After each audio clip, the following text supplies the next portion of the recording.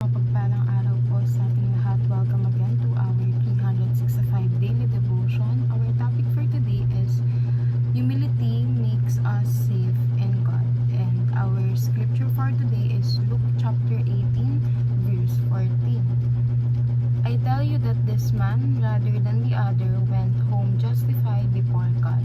For all those who exalt themselves will be humbled, and those who humble themselves will be exalted. So, ito yung sinasabi natin na paulit-ulit na itong mga nakaraang devotion natin na ang nagmamataas ay binababa at ang mga nagpapakumbaba ay siyang tinataas ng Diyos. Kasi yung kumbaga, pag sinabi kasi dito na ang tao ay umuwi sa kanyang bahay na pinaging matuwid at ang isa ay hindi. So, parang merong comparison between the humble and dun sa isang proud. Diba? Kasi kailangan tayo mapagpakumbaba tayo, and dapat ang tinataas natin sa buhay natin ay ang Lord at hindi ang sarili natin. Our first teaching is pride makes people think they are righteous. So, kapag meron tayong pride sa puso natin, akala natin we are all knowing, akala natin kapag ma-pride tayo na tao, akala natin lagi tayong tama, hindi tayo nagkakamali, lahat nasa atin na. And that is being righteous. Magkaiba kasi yung righteous sa pagiging confident lang. Second, pride makes people stiff-neck.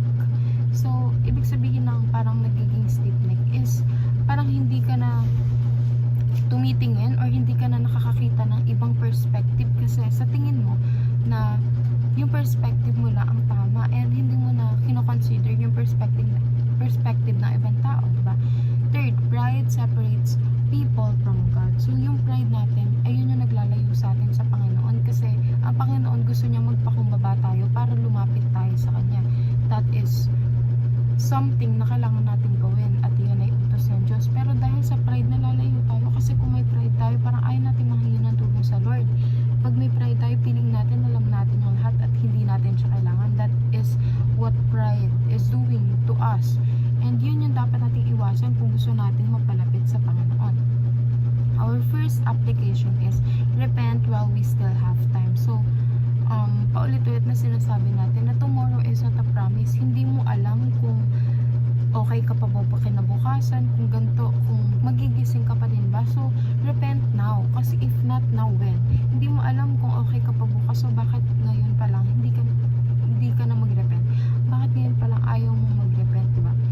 Kasi hanggat may time tayo, kailangan mag-repent na tayo. Kasi kung sasabihin natin na, ay, pag matanda na ako magre-repent, ganun din naman, basta mag-repent ako. No, kasi hindi mo nga alam kung aabot ka ba sa ganung edad.